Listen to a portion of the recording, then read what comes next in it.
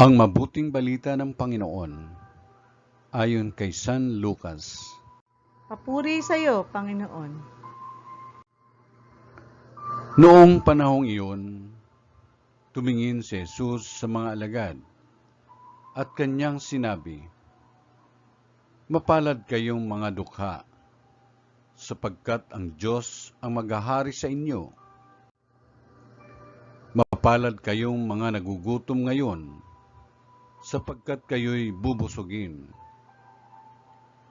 Mapalad kayong mga tumatangis ngayon, sapagkat kayo'y magagalak. Mapalad kayo kung dahil sa anak ng tao, kayo'y kinapupuutan, ipinagtatabuyan at inaalimura ng mga tao, at pati ang inyong pangalan ay kinasusuklaman.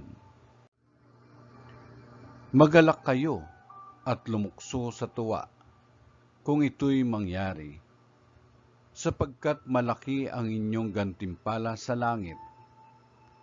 Gayon din ang ginawa ng kanilang mga ninuno sa mga propeta. Ngunit sa aba ninyong mayayaman ngayon, sapagkat nagtamasa na kayo ng kaginhawaan. Sa aba ninyong mga busog ngayon, sapagkat kayo'y magugutom. Sa aba ninyong nagsisitawa ngayon, sapagkat kayo'y magdadalamhati at magsisitangis.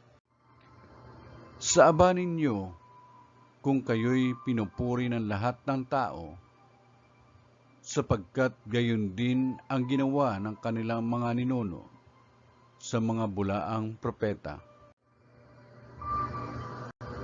Ang mabuting balita ng Panginoon. Pinupuri ka namin, Panginoong Jesucristo.